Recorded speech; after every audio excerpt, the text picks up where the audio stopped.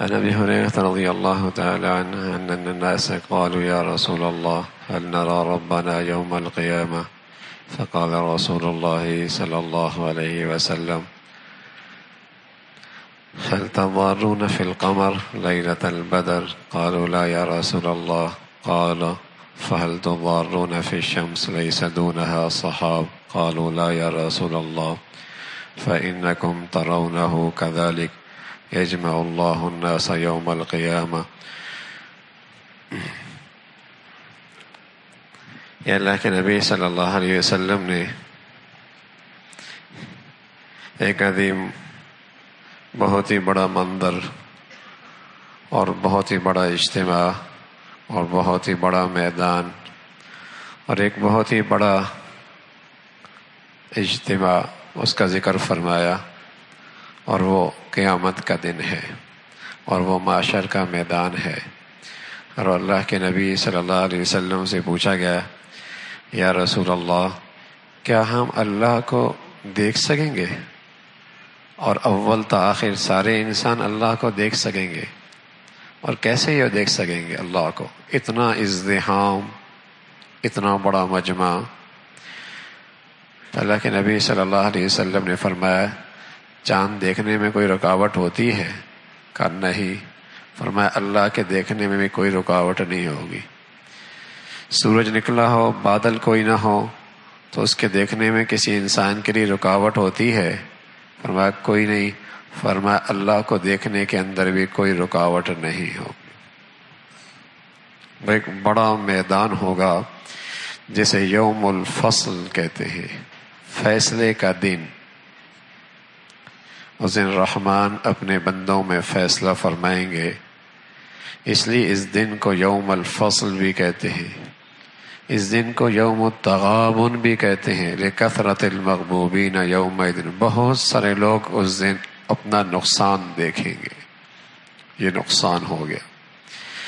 اس دن کو یوم الجمع بھی کہتے ہیں، اس لیے کہ یہاں یجمع فیہ الاولین والآخرین، اللہ سبھی کو اکٹھا کریں گے، جو بعد میں پیدا ہوئے، جو پہلے پیدا ہوئے، جو بعد میں مرے، جو پہلے مرے، سبھی کو اللہ جمع فرمائیں گے فی صعید واحد، ایک ایسے میدان میں جہاں سننے والے کی پکار سب سنیں گے اور سبھی کی نظریں اسے دیکھیں گی۔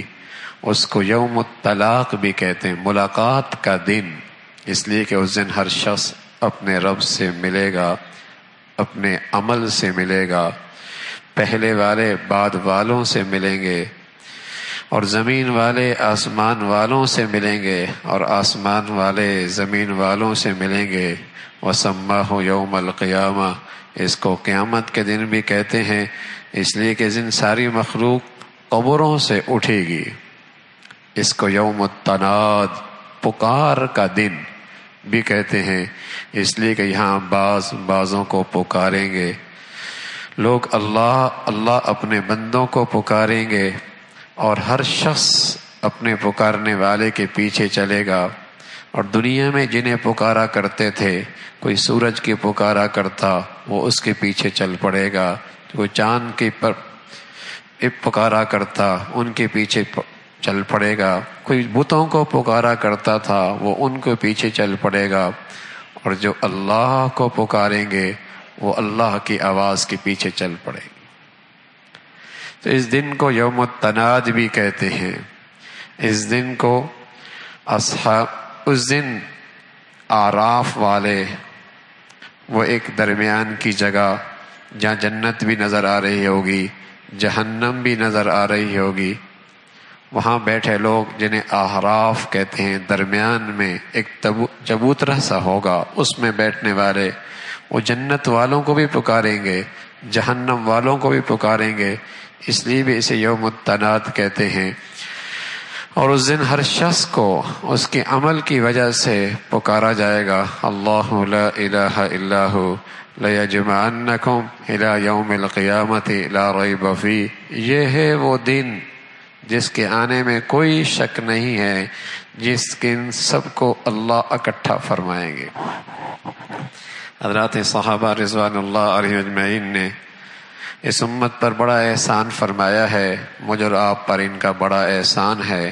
اللہ ان حضرات کو ہماری طرف سے اپنے شاعر شان بہترین بدلہ عطا فرمائے۔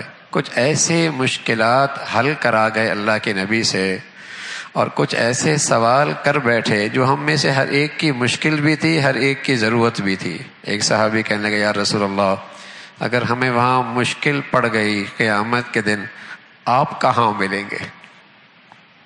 آپ کہاں ملیں گے؟ یوم یفر المرء من اخی وامہ وابی وصاحبتہ وبنی لکل امرئ منہم یومئذ شأن یغنی۔ وہاں تو ایسا خوفناک ماحول ہوگا کہ باپ اپنی اولاد سے منہ چھپاتا پھرے گا، کہیں دیکھ نہ لے، اولاد ماں باپ سے دور رہیں گے، کہیں بلا نہ لیں، بیوی شوہر سے چھپنا چاہے گی، کہیں بلا نہ لے، شوہر اپنی بیوی سے نظروں سے اوجھل ہونا چاہے گا، کہیں بلا نہ لے۔ یوم یفر المرء من اخی وامہ وابی وصاحبتہ وبنی لکل امرئ منہم یومئذ شأن یغنی۔ ہر ایک ایسی مصیبت میں گرفتار ہوگا، اسے کسی کی پرواہ نہیں ہوگی، بلکہ اس سے زیادہ تکلیف دہ کیفیت یود المجرم لو یفتدی من عذاب یومئذ ببنی۔ اس مصیبت سے مجھے بچا لیا جائے، میرے بدلے میں میری اولاد کو اس مصیبت میں جھونک دیا جائے۔ یا خود آدمی تکلیف اٹھاتا ہے، بچے کو بچا لیتا ہے، خود دکھ اٹھاتا ہے، اسے دکھ سے بچاتا ہے، خود آزمائش میں کود جاتا ہے، اولاد کو آزمائش سے نکالتا ہے، خود تھکتا تکلیفیں اٹھاتا ہے، بچوں کو راحت پہنچاتا ہے، آرام دیتا ہے۔ لیکن ایک ایسا منظر بھی آنے والا ہے، یود المجرم لو یفتدی من عذاب۔ قرآن ہے، قرآن اللہ کا کلام ہے، اللہ بھی سچا، اللہ کا کلام بھی سچا، اور یہ پیشی بھی سچی، یہ منظر بھی سچا، یہ حالات بھی سچے، یہ میدان بھی سچا، یہ وقوع بھی یقینی۔ یوم یود المجرم لو یفتدی من عذاب یومئذ ببنی۔ اللہ اس اولاد کو ڈال دے جہنم میں، مجھے بچا لے۔ وصاحبتی واخی، میری بیوی کو ڈال دے، وہ کہے گی میرے شوہر کو ڈال دے، میرے خاندان کو ڈال دے۔ وفصیلتہ التی تؤوی ومن فی الارض جمیعا، جو روئے زمین پہ ہے سب کو ڈال دے، مجھے بچا لے۔ کلا انہا لظی، اللہ فرمایا نا، جو بوئے گا آج وہی کاٹے گا، جس نے کیا ہے وہی سزا پائے گا، جس نے کیا ہے آج اسی کے ساتھ وہ ہوگا جو اس نے کیا ہے۔ تو یہ ایسا موقع ہے، تو اللہ حضرت صحابہ رضوان اللہ علیہم اجمعین کہنے لگے یا رسول اللہ، ہمیں مشکل پیش آ گئی، آپ کہاں ملیں گے؟ ہم آپ کو کہاں تلاش کریں گے؟ تو رسول اللہ صلی اللہ علیہ وسلم نے فرمایا، جب مجھے پتہ چلے گا میری امت قبروں سے اٹھ کے آ رہی ہے، اور ایک طویل سفر طے کر کے آ رہی ہے، اور ایک بڑی مدت وہاں ٹھہر کے آ رہی ہے، تکلیف میں پیاسی ہوگی، تھکاوٹ ہوگی، میں ان کے لیے انتظار کروں گا حوض کوثر پہ، میں ان کے لیے حوض کوثر پہ انتظار کروں گا۔ جو میرے امتی آئیں گے میں انہیں حوض کوثر سے پانی پلاؤں گا، پھر انہیں اس شدت میں کہیں پیاس نہیں لگے گی۔ رسول اللہ صلی اللہ علیہ وسلم نے فرمایا، کچھ لوگ نظر آئیں گے جو پیچھے ہوں گے، میں انہیں آگے بلاؤں گا، فرشتے انہیں پیچھے دھکیلیں گے، میں انہیں آگے بلاؤں گا، فرشتے انہیں پیچھے دھکیلیں گے، میں انہیں آگے بلاؤں گا، وہ انہیں پیچھے دھکیلیں گے، پھر وہ کہیں گے اللہ کے نبی یہ وہ لوگ ہیں جنہوں نے تیرے دین کی شکل ہی بگاڑ دی تھی، کسی نے کچھ کمی کر دی، یہ دین نہیں، یہ دین نہیں، یہ دین نہیں، کسی نے کچھ اضافہ کر دیا، یہ بھی دین، یہ بھی دین، یہ بھی دین، یہ بھی دین۔ اے نبی انہوں نے تیرے دین کی شکل بگاڑ دی تھی، سحقن سحقن، دور ہو جاؤ، دور ہو جاؤ، دور ہو جاؤ۔ تو اللہ کے حبیب ہیں صلی اللہ علیہ وسلم اپنی امت کا استقبال کریں گے، کہاں؟ حوض کوثر پہ، میری امت قبروں سے اٹھ کے آ رہی ہے، پیاسی ہوگی، تھکاوٹ میں ہوگی، تکلیف میں ہوگی، حوض کوثر میں انتظار کر رہے ہوں۔ تو میرے عزیزو، اللہ کرے یہ کچھ جینا ایسا ہو جائے کہ اللہ کے نبی کی نظر پڑ جائے، محبت کی، شفقت کی، پیار کی پہچان ہو جائے۔ نبی علیہ الصلوۃ والسلام فرمایا کرتے تھے تموتون کما تعیشون وتبعثون کما تموتون، تموتون کما تعیشون وتبعثون کما تموتون، جیسی زندگی گزرے گی ویسی حالت میں تمہاری موت آئے گی، اور جس حالت میں تمہاری موت آئی اسی حال میں تم اٹھائے جاؤ گے۔ اپنے نبی کے سچے وفادار بن کے رہے، مطیع اور فرما بردار بن کے رہے تو موت بھی اسی حال میں آئے گی، قبر میں بھی اسی حال میں اٹھائے جاؤ گے۔ اور اللہ نہ کرے، ہزار بار نہ کرے، اپنی نبی کی دشمنی میں جیے، اور نبی علیہ الصلوۃ والسلام نے جن گناہوں پہ لعنت فرمائی ہے اس لعنت کے تحت زندگی گزارتے گزارتے مرے تو قبر میں بھی اسی حال میں اٹھائے جائیں گے، اسی حال میں اٹھائے جائیں گے، جس حال میں جیا ہے اسی حال میں مرے گا۔ کتنے ہیں خوش نصیب، فرما برداری کی زندگی، فرما برداری کی موت، کلمے کی زندگی، کلمے کی موت، قرآن کی زندگی، قرآن کی موت، نماز کی زندگی، سجدوں کی موت۔ سبحان اللہ! اور کیسی بد نصیبی ہے، موسیقی سنتے سنتے مر گیا، شراب پیتے پیتے مر گیا، خودکشی کر کے حرام کی موت مر رہا ہے، بے نمازی مر گیا، گندہ جسم ناپاکی کی حالت میں مر گیا، جس حالت میں مرا اسی حال میں اٹھائے جائے گا۔ تو اللہ کے نبی صلی اللہ علیہ وسلم انتظار کر رہے حوض کوثر میں، کہنے لگے یا رسول اللہ اور کہاں ملیں گے؟ فرمایا پھر خیال آئے گا میری امت پل صراط سے گزر رہی ہوگی، کہیں اس کے لیے مشکل نہ ہو، وہاں دوڑ کے پہنچ جاؤں گا، اپنی امت کے لیے آسانی کراؤں گا، اپنی امت کے لیے آسانی کراؤں گا، کوئی پل صراط کی مشکلات نہ آئیں اور آسانی سے وہاں سے گزر جائے۔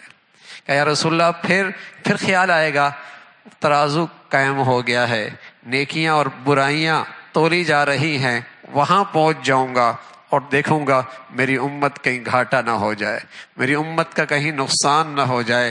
تو فرمایا ان تین جگہوں پہ میں اپنی امت کے لیے سرگردہ رہوں گا، اس تین جگہوں پر امت کا خیال کرتے نظر آؤں گا، پل صراط پہ نظر آؤں گا، حساب و کتاب کی جگہ پہ ملوں گا، حوض کوثر پہ ملوں گا۔ ارے میرے عزیزو، ماں بھی کیا پیار کرے گی جو اللہ کے نبی اپنی امت سے پیار اور شفقت کرتے ہیں۔ ماں کی محبت ضرب المثل ہے نا، ماں کی محبت ضرب المثل ہے، مثالی ماں کی محبت، کلیجہ اس کا تڑپتا ہے۔ اس لیے ماں کی دعائیں، ماں باپ کی دعائیں زندگی بھر کا سہارا ہوتی ہیں۔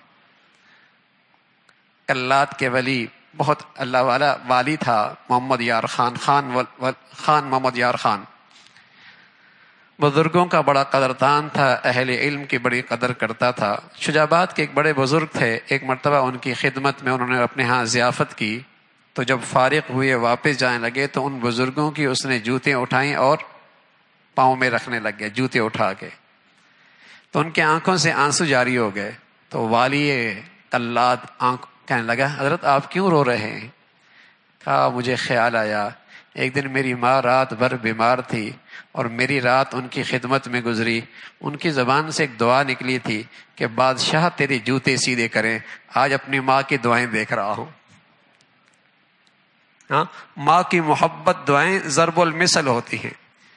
حضرت موسیٰ علیہ السلام کوہ طور پہ جایا کرتے، اعزاز ملا تھا براہ راست اللہ سے ہم کلام ہونے کا، جاتے باتیں ہوتی، آتے باتیں ہوتی۔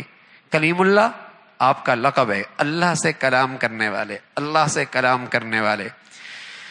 تو ایک دن گئے تو اللہ نے فرمایا ذرا سنبھل کے بولنا موسیٰ، گھبرا گئے، کوئی غلطی ہو گئی، کوئی ادبی ہو گئی، کوئی ایسی بات پیش کر دی کہ اللہ کہہ رہے ہیں سنبھل کے بولنا۔